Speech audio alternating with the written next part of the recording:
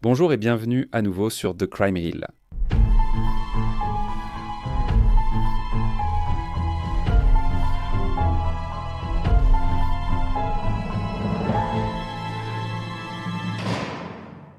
La semaine dernière, j'ai publié l'histoire de Keisha Wipar, âgée de 6 ans, et dans cette vidéo, j'ai mentionné qu'il existait un lien étrange entre l'affaire de Keisha et une autre affaire qui s'est produite au même moment en Australie.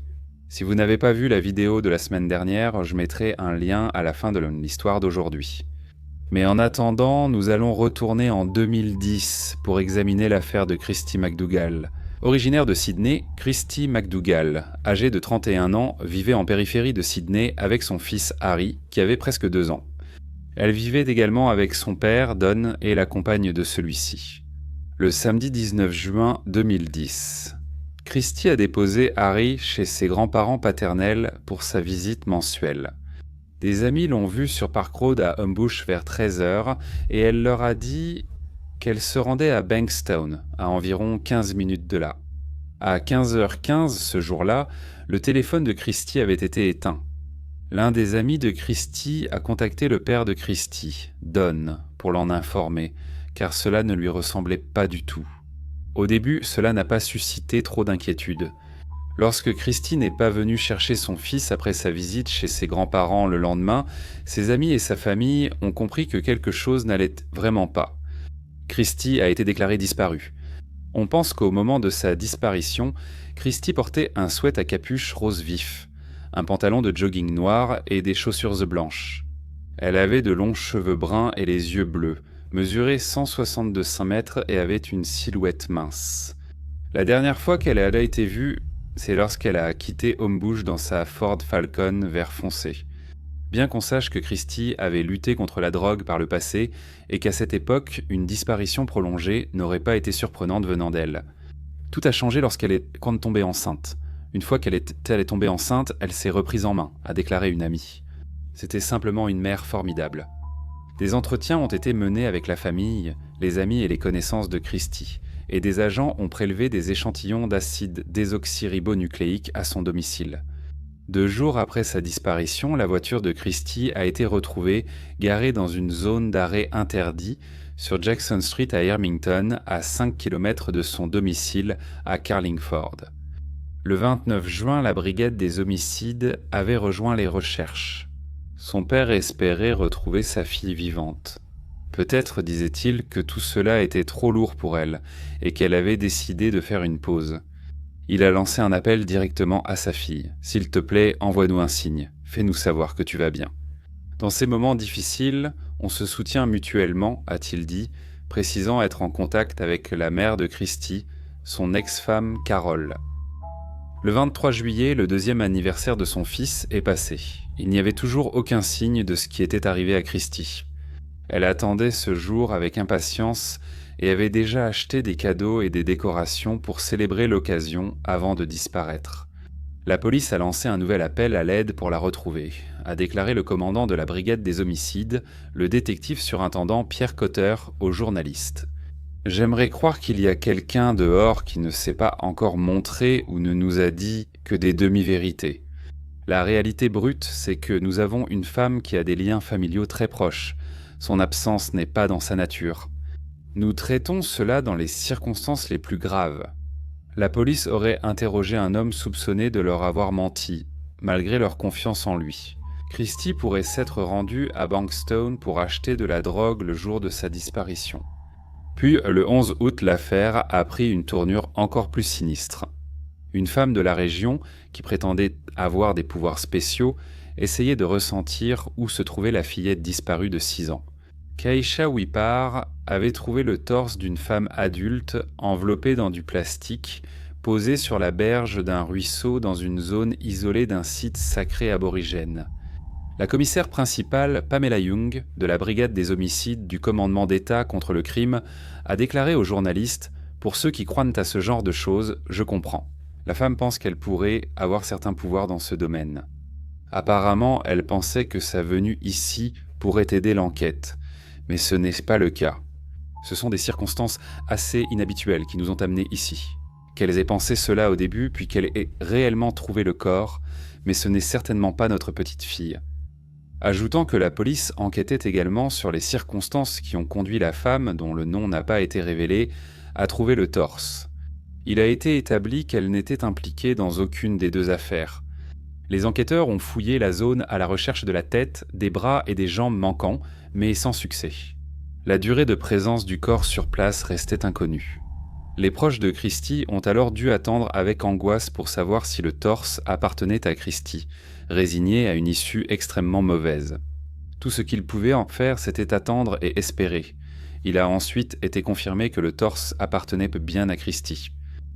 Malgré les difficultés évidentes à résoudre un crime quand seul un torse est retrouvé. 8 jours plus tard, une mise à jour majeure a été rapportée par la presse. Il avait été établi que Christy avait été étranglée et noyée avant que son meurtrier ne lui coupe la tête, les bras et les jambes, puis n'abandonne son torse. De plus, un homme et une femme avaient été inculpés en lien avec l'affaire. Robert Best, âgé de 48 ans, a été inculpé de meurtre et Deborah Ogden, âgée de 42 ans, a été inculpée de complicité après les faits. Deborah a obtenu une liberté sous caution conditionnelle. Elle devait se présenter quotidiennement au commissariat de police d'Eastwood. N'entrez pas en contact. Robert n'était pas autorisé à demander un passeport, ni à s'approcher d'un port de départ international. Pendant ce temps, Robert est resté en prison en attendant son procès. Deborah a avoué à la police et a donné les détails des événements du meurtre, tandis que Robert a affirmé qu'il n'était pas coupable. Sur la base principalement de la déclaration de Deborah, l'affaire présentée par la police était la suivante. Ils pensaient que Deborah et Christy étaient entrés dans la maison de Robert à Dundas. Quelque temps après, 14h, le 19 juin, Christy avait de la méthamphétamine, également connue sous le nom de cristal pour Robert. Dès son entrée dans l'appartement, Robert a saisi Christy et a commencé à l'étrangler avec une fine corde autour du cou. Alors que Christy se débattait, Deborah a essayé d'intervenir, mais Robert aurait menacé Deborah en lui disant qu'elle serait la prochaine. En étranglant Christy, Robert aurait dit « c'est pour les enfants ». Robert croyait que Christy avait dit à son ex-compagne qu'il était un consommateur de drogue par voie intraveineuse, ce qui a entraîné son interdiction de voir ses enfants.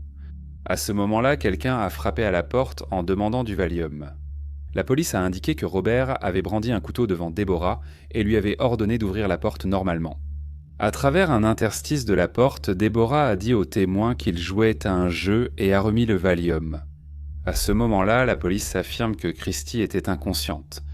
Robert a ensuite rempli une poubelle en plastique de l'appartement avec de l'eau et y a plongé la tête de Christy pendant un certain temps. La déclaration de la police ajoute que du sang et des bulles ont été observés dans l'eau à ce moment-là.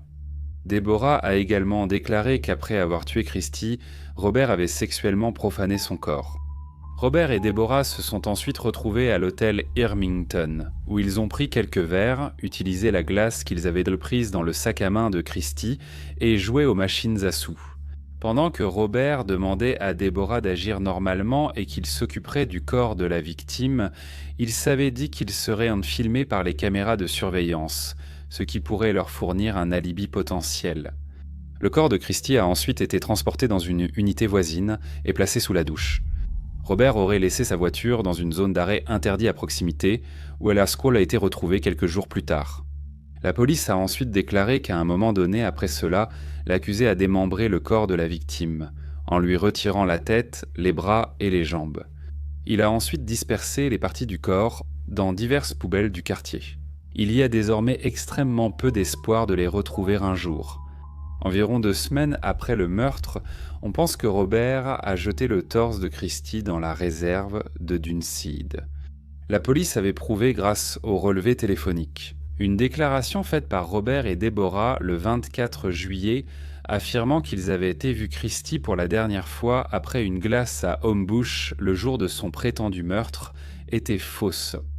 Le couple a de nouveau été interrogé après la découverte du torse. Puis, le 18 août, touché par l'appel du père de Christy à fournir des informations, Deborah est allée parler à la police pour leur raconter tous les détails. Cela allait finalement constituer la base du dossier de la police contre le couple. Le père de Christie a été choqué d'apprendre que sa fille aurait participé à un trafic de drogue le jour de sa mort, affirmant que cela n'est pas cohérent avec ce que je sais. Mais la police affirme que des messages textes confirment que Christie avait l'intention de conclure un accord avec Robert. Son père a également déclaré qu'il savait que Robert avait été un ami de sa fille, ajoutant qu'il semblait être épris d'elle. L'audience de condamnation de Deborah a été la première dans cette affaire. Elle a expliqué comment elle se demandait sans cesse pourquoi elle avait attendu 2 mois avant d'aller voir la police. « Je n'aurais jamais pu empêcher ce qui est arrivé à Christie, mais je me demande pourquoi je n'ai pas pu parler ou me manifester plus tôt. » Elle a poursuivi en disant qu'elle avait peur de Robert, qui lui avait dit qu'elle serait la prochaine et qu'elle avait donc fait exactement ce qu'on lui demandait. L'avocat de Deborah, Richard Button, Senior Counsel, a soutenu que le juge pouvait prononcer une peine avec sursis, en invoquant l'aide apportée par Deborah aux autorités et son témoignage contre son ancien amant. Il a ajouté qu'elle est une personne triste, seule et brisée, et que l'alcool et la drogue ont été une tentative d'automédication. Cependant, Keith Alder, représentant la couronne, a déclaré que cela serait manifestement insuffisant. Et il a fait référence à la période de 2 mois avant que Deborah ne se rende à la police, malgré le fait qu'elle avait cessé d'avoir des contacts avec Robert. Début juillet, le tribunal a ordonné que Deborah soit placée sous engagement de bonne conduite, ce qui signifie qu'elle ne purgerait aucune peine de prison. Le procès de Robert a ensuite eu lieu en juin 2012.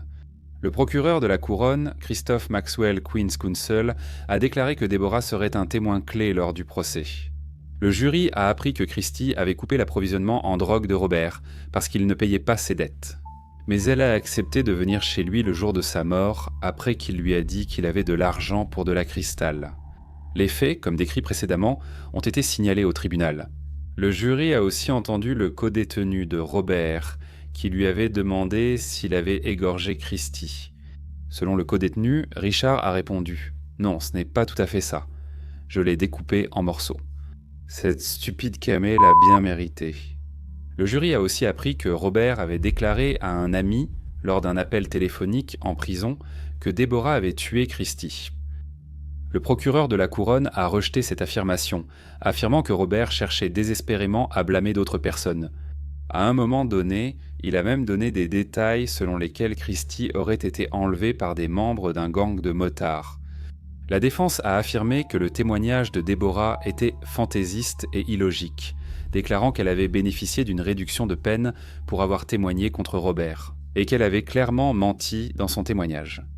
La défense a également déclaré que Christie avait été impliquée dans les risques professionnels liés au trafic de drogue, y compris une transaction de 20 000 $ australiens le jour de sa disparition. Et il a exhorté le jury à envisager d'autres façons dont elle aurait pu mourir. En décidant si vous pouvez considérer Mademoiselle Ogden comme un témoin fiable et précis, vous devez examiner son honnêteté et sa précision, a déclaré la défense dans ses conclusions finales au jury. Pourquoi tueriez-vous une personne qui vous fournit de la méthamphétamine dont vous êtes psychologiquement dépendant ? Le jury s'est retiré pour délibérer et, au 4e jour, il a rendu son verdict. Non coupable de meurtre et non coupable de l'accusation alternative d'homicide involontaire. Le père de Christie McDougall, Don, qui avait été présent tout au long du procès de 5 semaines, semblait choqué lorsque le verdict a été prononcé. Il a refusé de commenter devant la presse à l'extérieur du tribunal. En août 2012, dans un jugement rendu par la Cour suprême de la Nouvelle-Galles du Sud, le juge Stephen Rossman a toutefois confirmé l'accusation moindre d'atteinte illégale à des restes humains. Il a déclaré que, bien qu'aucune preuve unique ne démontre hors de tout doute raisonnable l'infraction en question, il serait contraire au bon sens et à l'expérience commune de penser que M. Best n'ait pas démembré le corps. Le juge Rothman a admis que Christie avait été démembrée avec une scie à métaux. L'outil, emprunté par Robert, a été retrouvé dans sa camionnette avec des substances correspondant à son acide désoxyribonucléique. Il a déclaré que ces preuves et d'autres facteurs l'avaient conduit à sa conclusion, mais il a rejeté l'accusation selon laquelle Robert aurait eu une atteinte indécente au corps de Christie, estimant qu'elle reposait trop sur le témoignage de Deborah, qu'il a jugé peu fiable. En rendant son jugement, le juge Rothman a déclaré qu'il était d'accord pour dire que le ministère public n'avait pas réussi à prouver hors de tout doute raisonnable que Robert avait tué Christie. Il a ajouté qu'il est aussi probable que Madame Ogden ait tué la victime, que les deux soient impliqués, ou, bien que moins probable, qu'une tierce personne inconnue soit responsable. Robert risquait une peine maximale de 2 ans pour avoir interféré avec des restes humains, mais il serait libéré presque immédiatement puisqu'il était en détention provisoire depuis le 18 août 2010. En 2014, il a été inculpé pour avoir intimidé l'officier qui avait porté l'accusation de meurtre contre lui. Après être prétendument entré dans le commissariat de Blacktown et avoir demandé à parler au téléphone avec le détective Mathieu Fulham, il a dit à l'officier de service « Samé Morgan, j'ai été acquitté du meurtre. Il me harcèle continuellement. » Lorsqu'on lui a demandé s'il voulait porter plainte, Robert aurait dit au sergent Morgan « Vous êtes pas sont tous corrompus » et lui dire simplement que s'il ne me laisse pas tranquille, je vais aller chercher une arme et le tuer. Le détective Fulham a déclaré lors d'une audience au tribunal de Blacktown l'an dernier s'être senti intimidé après avoir entendu la conversation. Le détective a déclaré qu'il connaissait beaucoup de choses sur Robert et qu'il le croyait tout à fait capable de mettre sa menace à exécution. Le magistrat a rejeté l'accusation car la menace n'était pas adressée directement au détective Fulham. La Cour suprême, par le juge Robert Holm, a annulé cette décision en appel, estimant qu'il n'était pas nécessaire de prouver la présence du détective Fulham lors de la menace. Le juge Holm a annulé la décision de rejeter l'accusation et a ordonné que l'affaire soit renvoyée devant le tribunal local. S'il avait été reconnu coupable, cela aurait pu entraîner une peine de prison de 5 ans. Cependant, je n'ai pas pu découvrir l'issue de cette affaire. Si l'un d'entre vous a des nouvelles à ce sujet, veuillez me contacter à tcrimereel@gmail.com. D'accord, il est donc temps de continuer avec quelques délits de mineurs. Et maintenant, nous allons à Buffalo, dans l'État de New York. Et Beth a gentiment envoyé son chat criminel pour nous tous. Donc, le célèbre Catus Maximus passe déjà à la télévision et aime ensuite s'asseoir dans ce lit accroché au mur. Catus Maximus est coupable d'être adorable et espiègle. Et il vient aussi de fêter récemment son premier anniversaire, le 18 novembre, d'être aimé et adopté par Beth. Si vous souhaitez un jour m'envoyer une photo de votre animal, veuillez m'envoyer un email à tcrimereal@gmail.com. N'oubliez pas de vous abonner. Et merci beaucoup d'avoir écouté l'affaire d'aujourd'hui. La semaine prochaine, nous couvrirons probablement une affaire venant d'Amérique. Merci d'avoir écouté The Crime Reel. Prenez soin de vous. Au revoir. Irmington, en Nouvelle-Galles du Sud, porte le nom d'un village du Devon, en Angleterre, où vivait un explorateur appelé Edmond Lockyer, et il a donné le nom d'Irmington à la ville australienne. Au revoir.